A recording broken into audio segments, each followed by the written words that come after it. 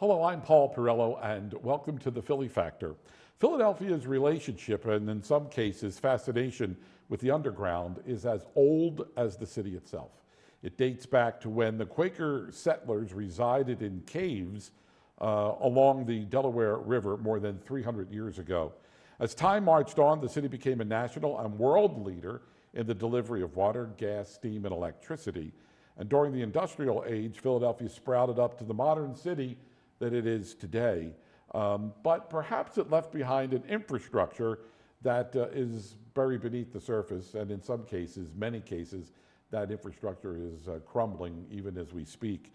The underground, as I said, has been a fascination with many people. It is also the subject of a book that we're going to discuss here on the Philly Factor, Underground Philadelphia, From Caves and Canals to Tunnels and Transit, is a new book that takes a look at the Quaker City's underground experience.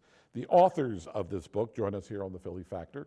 The authors are Harry Kyriakodis and Joel Spivak. They join me to talk about their book. And I want to welcome you both, first of all, to the program. Thank you. Thanks. Fascinating read. Harry, you've been on the program before, and I think we are fascinated with the footprint, really, and Joel, I'll throw this out to you first, but the footprint that lasts, but we don't necessarily see all that often because of all of the construction and, it's a modern day city, but, it's hard to believe that when the settlers came here before Billy Penn, they were living in caves along the Delaware River. Mm-hmm. Well, amazingly enough, when you go through some parts of Philadelphia, like Crewstown Road up in the northeast or something, it's almost, you could imagine what it actually looked like. Yeah. Because there are certain roads where all of a sudden you're not surrounded by those housing developments, and it has that rural, elevations and creeks and things like that. Mm-hmm. So there are places that you could go and really kind of feel like Philadelphia was when William Penn got here. Yeah. Harry, I guess the genesis of this book came from walking tours that you give around Philadelphia. Well, I have given tours of Philadelphia around the waterfront especially, and that's where this book came from, my interest in the waterfront. Mm-hmm. And so how did you partner then with Joel? How did the two of you come together to work on this project? Well, we know each other. We belong to very similar organizations, and we have a lot of similar interests. Yeah. And it was like, oh, well, Harry's giving a tour of the subway, and I'm writing a book about the subway. So Harry and I got together and kind of came up with the idea of how we wanted to do this book and find the images that a story we wanted to tell. Yeah. I mean, it's really amazing. You ride around Philadelphia, especially now. They're digging up every single street in South Philadelphia. You're right. You're absolutely right. Just get out of the car and take a look in the hole. Yeah. And see the amazing things there are underground. Yeah. that are still there. Yeah. At one time, we talked about South Philadelphia. South Philadelphia as we know it today really didn't exist back in the colonial days. It was nothing but, swampland and landfill for the most part, was it not? Yeah, but amazingly enough, a lot of the buildings were actually pre-Civil War. Really? If you go down, I was doing some research for the library company. Mm-hmm. They had a picture of a horse car, and they said, "Oh, we think this is at 5th and Jackson." Really? And I said, "Well, let me go look," because the Cox book that has the routes of the 5th and 6th Street line only went to somewhere like Mifflin or something at that time. Mm-hmm. So I went down there, and sure enough, I got the picture in my hand. I'm looking at the building, and I went, "Wow, I couldn't believe this building was like 1862." Sure. Yeah. So a lot of South Philadelphia is much older than you think it is. Mm-hmm. When you mention, both of you having a tour of the subway, many people think, well, how can you take a tour of the subway? What do you do? Just get on the train to Patterson Avenue and go all the way up to the North End? I mean, what is there to see in the subway? Well, there are a lot of things to see, and there's a lot of things you can't see. Sure, yeah. One time there was a charter. They had these old subway cars, which they still have, and you paid like $25, a lot of money back then in the 90s. And we went all the way down to Patterson, and we came back up, and the subway car stopped, and they said, "See over there? there's the entrance to what was going to be the Passyunk Avenue subway or something. Really? And then they took us up on the cutoffs at Erie Avenue. There's a track that the train took us up on. We weren't allowed to get out, but we were there. And they said these are the tracks that were installed when they built the subway, because they had plans to take the subway up the Roosevelt Boulevard. So we got to be on those tracks. We didn't get to see those tracks. And then, of course, like if you walk around, the concourse in City Hall, there's still a lot of things you could see down there. There's some, little insulator pipes on the L line that were holding the trolley car wire at one time, because the trolley car was actually operated before the subway came in on Market Street. So there's a lot of stuff to look at. You just have to know what to look at. Yeah. Harry, your fascination with history predates this book. You've written a number of books about history in Philadelphia, and as I said at the beginning of the program, you've conducted tours. What is it that you hope that readers get out of this book in particular? Well, I would hope that they would understand that their city is a lot older than it even seems from the get-go. That various systems have been replaced, including the transit system, including the, I can't think of any other systems, but that's mainly it. Even though the transit system is still there, but it's gone through many changes in its history in its lifetime, and that's what I hope to show with this book. Joel, when you look at I guess the footprint or a snapshot of Philadelphia back in the day, was it uncommon for the delivery of utilities? And that's where I want to go with this, because as I mentioned at the outset, every day it seems, especially during the winter, there's a water main break. And everybody talks about the crumbling infrastructure that's out there because these old pipes are underground and they're just failing, and no one seems to want to admit that it's an old system that is being used to deliver water and to deliver gas and utilities, not only in downtown Philadelphia, but throughout the region. Well, basically, they don't think about the future of, like, we're going to need more utilities, but they do now. What's happened over the years, as a lot of these factories, especially up through Frankfurt area, when these factories that had 2 bathrooms, 2 toilets and 2 sinks, got replaced by 28 houses with 3 bathrooms in each. Yeah. They realized that they were overloading the system in the streets. And what the water department would make you do as an architect, you would have to do the flush count. Like, every time you flush the toilet, it's 0.2 or whatever it is, and do the math for them to see if when you built those 25 new houses where the factory was, whether the system could handle it. Sure. And they don't say, we want to upgrade the system. They wait for it to break and repair it, But was the city of Philadelphia back in the day at the forefront of delivering utilities in this, what we would consider today a very antiquated system? Well, it was amazing, the whole system that they figured out about the sewer system. Basically, everything floats downhill. Right. And it's really amazing to think about how different elevations of Philadelphia and how they worked that out. Back in, in 1840s or something, they started to have the sewer system, not necessarily in people's houses. Right. But how they predicted all that and how that all flowed downhill to, I guess, dump into the Delaware River, and all. And then as each new utility came up, like, there wasn't electricity until, Philadelphia houses, a lot of them didn't get electrified till maybe the early 20th century. They had to, they used to have the wires above. In fact, where we live, South Philadelphia, we still have the wires above. Sure. And all. So the city is constantly, I guess they're upgrading now. And I see now, like every street in my neighborhood, right now they're doing something with yellow pipes. I don't know what they are, but they have this 500 block of Carpenter Street dug up, and I've been photographing what's in the hole because it's kind of interesting. Yeah. In your research for the book, Harry, I mean, and there are some pictures in the book of things that we don't see every day because they're either underground or they no longer exist. They've been covered up. But was there anything that really jumped out at you? Anything that startled you to say, this is pretty amazing. This is a pretty amazing find. I mean, we know about the excavations that go on at historic sites. I mean, most notably the Museum of the American Revolution. When they started excavating that site, they literally found broken dishes and cups and things. So they realized that they had hit pay dirt when it came to historical artifacts. But in writing the book, preparing and researching the book, was there anything that jumped out at you in terms of a discovery that you didn't necessarily know was there? I'm sure there were many, but yeah. There were some things that I said, okay, but nothing that really jumped out at me per se, like what you imply. It was more, the entire book was more of just rounding out the edges of things that I had heard about before and getting it all into one place. I kind of knew a little bit about the railroad and the underground subway situation, which is about half the book.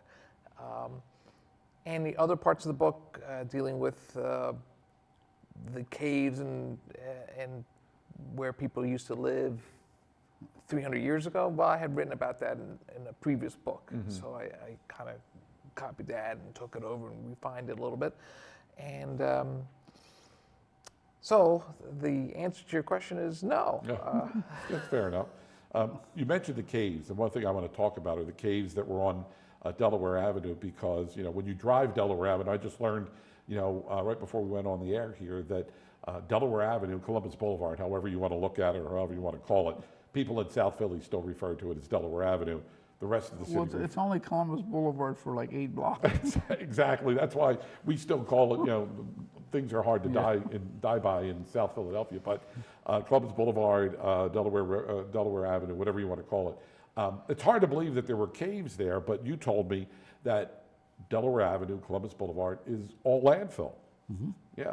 So these Indians or these settlers, they were in caves for fear of, well, they had no place to live because there were no homes built, but there would be pirates that would actually be coming up the river, and that's... Well, that's something I read years ago, about the pirates when they were hiding from the British Navy would come up the Delaware River and stash things in the caves. Right. And then there was this whole idea one time of approaching National Geographics to see if they would fund an exploration through various tunnels and caves to see if there were stuff there. Of course, that never happened, but it was an idea of people, and a lot of it is like the rumors of things. They say, well, when you came there, but if you definitely get down on Columbus Boulevard, around Spruce Street, the Society Hill area, and you look over to the city, Front Street is like way up there. Yeah. You know what I mean? Yeah. And there's no sloping ground. I mean, the streets did slope down to Delaware Avenue before they built I-95. And wasn't it that when we talk about where the city actually begins off of the Delaware River, did they move the city out, I guess, further east to the river, or did the river actually go into like where Front Street would be today? Probably the river went right to near Front Street. So they just pushed it back to make room for I-95, I suspect. Yeah, they added the width of 95. They added to Columbus Boulevard. Actually, Columbus Boulevard itself was added to the city from water. Yeah. So we're on water. That's why it was always really horrible to drive. Yes. It still is. It's at the level It didn't of have the a really river. good foundation. Yeah. It's at But the there are level. also rail lines that are along Delaware Avenue too, because I guess back in the day, because of the river, they would move freight up and down the river. So those train lines, train tracks that are there, would accommodate those ships on the river? Exactly. There were a lot of piers that they unloaded stuff. I think there's still some piers up in Kensington and down near the airport or something. There's still some freight things, but we don't get that much freight anymore. It's all containerized. Yeah. But that was a big industrial. You go look at some of the Sanborn maps, the insurance maps from like 1895, and you see massive rail yards coming right into Delaware Avenue. Yeah. I also want to talk about, because there are a few pictures in the book of, I guess, basements of homes. And, we think of a basement today in a home as either another room of the home, or it just becomes a gathering place for all the stuff that you accumulate over all the years. But in some cases, the basement, in some cases they were sub-basements that actually served a purpose in these homes. Right. Well, some of them were where you kept your food in the summer. Because there's no refrigeration. And throughout Philadelphia, there was a lot of coal chutes. And when the coal was delivered to your house, there was a little grate on the sidewalk that they lifted up and they dumped the coal. So the coal bin was actually sometimes under the sidewalk. And you see a lot of that walking around Philadelphia. But they were actually called cellars. Basements, or technically, like if you go to the Northeast, the basement is actually on grade, where you go up the steps to the first floor. Really? Where if you go to Society Hill, the first floor is on grade, and that actually, in the building code, is referred to as a cellar. So those coal chutes, just to give people an idea of what they may look like, are those the double-doored things that No, they're cellar. They're your entranceway into the basement. Okay. But So there that's are not- things that's- that are like about the size of a manhole cover, Okay. 18 inches, 20 inches. And you see them through various neighborhoods around Philadelphia. And basically what was under them was a brick vaulted ceiling and a bin. Basically, they dumped the coal. We're sitting here talking about things that are decades and decades and decades old, and young people watching are saying, man, Philadelphia must have been like the Stone Ages back then, when we have all the modern amenities today, like, electricity and air conditioning and running water. For us three guys, at least in my case, I remember my grandmother used to get, coal delivered, to the house. And that's how they heated the home. And even before that, they had the old potbelly stove in the house to keep warm in the winter. Yeah. You also get into, I guess, Philadelphia's role in the Underground Railroad. And here's a news flash. It really was not a railroad that allowed these slaves to escape the South and head to the North. It was just a term that was used. And there are many stops along the Underground Railroad that are documented in the book. And Philadelphia was a major hub for these slaves escaping. Well, it was very big because of the Quakers and being abolitionists. There were a lot of places. In fact, there was just an article that came out about, there's one right off of South Street on Delhi Street was the place you could go. And basically it was where people who were escaping slavery in the South could come up north and you would be protected or escorted and taken places. Yeah. And we always thought, when we first heard about that as a kid, we thought they were talking about the subway. Yeah. You know what I mean? Yeah, because you hear the term railroad, and of course, in contemporary time, that means, you're getting on a train and you're going from point A to point B. Right. But many of these people were escaping slavery down south, and they were really fleeing slavery in the dark of night, and they would come into a city, a welcoming environment like Philadelphia, where people that were supportive of these slaves would actually take them in and help them, make their way There through probably freedom. were things like, you could say, compared to what they called a green book, Yeah. that people would go through the South to be safe. There probably were people who wrote up things where, if you get to this city, you can go here. Because when you were a slave, if people could capture you in Philadelphia and send you back and get a reward. Yeah. So you had to know to go to a house that wasn't going to turn you back in. Sure. Harry, it's my understanding that the information in this book, you could have probably had 3 or 4 books incorporated into this one, because there's so much information out there when you talk about this subterranean history of the Quaker City. So how were you able to whittle it down to, I don't know if it's the publisher that says, Harry and Joel, we need X amount of pages. How were you able to get all that information into the book? Or do you have other books that might come as a result of this? No, I started writing, and the length of the book is where it naturally ends. Right. I was surprised when I got my copies of the book that it's so many pages as compared to my other books. So I guess I really knocked it out of the park with writing as much as possible and still getting it in this format. Yeah. But there's probably more that you could have included. I could have included more images, but I think the average image count is based on the text. Yeah. Fairly. An amazing thing about when you do a book, like for the books I've done, is people read your book and then they have information for you that you didn't know about. Right. So in a way, your book actually opens the door for more information for yourself. In fact, right now on Facebook, there's a thing where they're talking about Philadelphia needs to have some kind of legislation about archaeological sites. Like when you start digging a foundation for a building and you discover something, technically the builder's allowed to do whatever they want. Really? And they're talking about now having a conversation, because this is becoming more of a thing in the country where there's a lot of building going on, about there would be regulations about what you had to actually allow archaeologists or whatever. And of course, you know, if you're doing anything with federal funds like I-95, everything they're doing along the I-95 has to be documented, and they actually have teams of archaeologists, and then they put on a nice display in the neighborhood of where they discovered the stuff. And it's, you know, one of the hopes is our book will inspire more people to become aware of all these different things. And I wonder that if there's a lot of talk about them covering over I-95 now to make, I guess, sort of Old City more accessible to the waterfront, you almost wonder what they might dig up or unearth if they were to actually see this project through.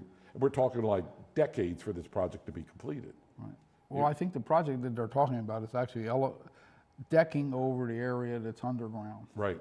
And back in the 60s, I was involved in that project. A fellow architect named Frank Weiss had this idea and built a model showing I-95 was actually above grade the entire way, like it is down where you live. Right. And he built this model about having it duck under Society Hill so that the Society Hill would be connected to the river. And everybody thought it was like a screwball idea, like who cares about that? Yeah. And who cares about the riverfront, not realizing that the riverfront could be very successful. In Baltimore, when they did Harbor Place, it showed everybody like, wow. Yeah. You know, because if you think about what Delaware Avenue looked like in the 40s, I mean, nobody went there. It was like pretty funky. Yeah. And not only that, the Delaware River was one of 2 rivers that Navy personnel were not allowed to swim in. Really? In the world, yeah, during World War II. Why is that? Because it was highly polluted. That and the Shanghai River were the 2 rivers. Imagine, the Delaware River was like the second dirtiest river in the world at one time, I guess, from Trenton Makes. Yeah, right, yeah. Because everything flows downhill, right? Downhill. Yeah. It's a fascinating read, and you can find the book online. It's from Arcadia Press. I also want you to mention, Joel, your website, because I know even as a result of this show, chances are someone may have something in their basement, they may have stumbled upon something, they might want to share it with you and Harry. So what's the website? It's joelspivak.com, and it has things that I do and then things that I did do. I like to just create things about neighborhood and give walk tours and identify things. And a lot of times people have artifacts and they're, you know, moving to Florida and they don't know what to do with it. They call me and I come and either I catalog it into some museum idea, or I belong to a group called Dumpster Divers, and we make art out of found objects and trash. You would think in a city like Philadelphia, where really the country was born here, I mean, it really all started here. Why don't we, you know, Harry, if you want to jump in, why don't we pay more attention to or work more toward preserving a lot of this history that is out there today? Well, that's a good question, and I wish there was an answer to that. It's part of Philadelphia's history as being Philadelphia. Don't look back, look forward. Yeah. And that's really why I wrote the books, because it's a lot of this information is slowly disappearing. Yeah. And at least we got it in print, dealing with the waterfront and with the other subjects of the book. Yeah. It also has a lot to do with the economics of things, where how can you make money off of things that you found in the privy? Yeah. In a way, do you know what I mean? Yeah. I mean, there are people who collect things like old bottles and things like that, but not the economics that would make it valuable enough to do it. It's the same thing now with recycled building material. Like now, a very ornamental building gets torn down, a lot of that stuff gets saved and gets built into a new restaurant or gets reused. But back in the 50s and 60s, the economics, it was like on a curve where it was going to cost $100 in labor to go take that building apart, and you could buy something at the lumberyard for $20, so you didn't do it. But now the cost of building material has risen up, and the glut of buildings being torn down, it kind of made it economically viable to do. So you have places like restore and recycle places where you go and they have the doors and the railings and all that kind of stuff, and that gets used now. But it had to work out economically. Yeah. For it. It's a fascinating topic and one that we could go on for another half hour to talk about. Again, the name of the book, and I encourage you to get out and purchase the book, is Underground Philadelphia, From Caves and Canals to Tunnels and Transit. It's a great read, an easy read, full of a lot of wonderful information. Guys, I want to thank you both for being with us here on the program. Thank you. Thank you. Until the next time, my name is Paul Perrello. Thanks so much for being with us on this edition of the Philly Factor.